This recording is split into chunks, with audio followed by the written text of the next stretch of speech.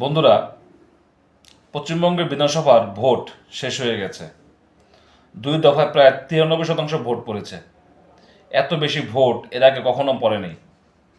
মানুষ ভয়ভীতি সব সামলে বেরিয়ে ভোট দিয়েছে। এখন সবাই অপেক্ষা করছে 4 মে গণনার ফলের জন্য।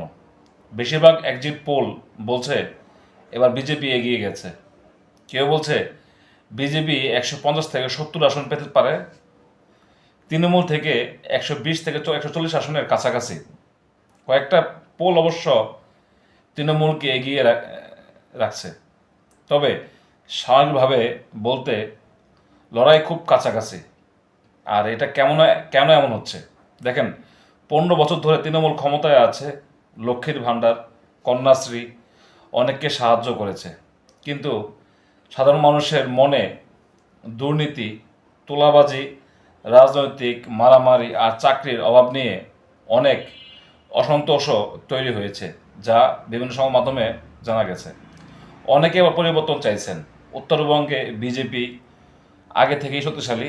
এবার দক্ষিণের কিছু জায়গাতেও তাদের সমর্থন বাড়ছে বলে মনে হচ্ছে।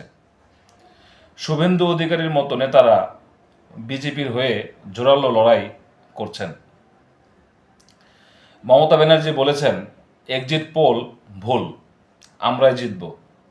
তিনি এখনও অনেকের কাছে দিদি হিসেবেই জনপ্রিয়। বিশেষ করে মুসলিম ভোট আর গ্রামের কিছু এলাকায় তৃণমূলের শক্তি এখনও আছে।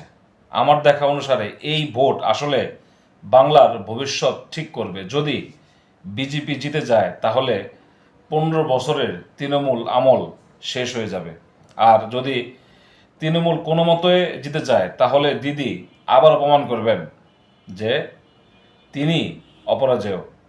তবে একটা জিনিস পরিষ্কার, বাংলায় রাজনীতি আর আগের মতো থাকবে না।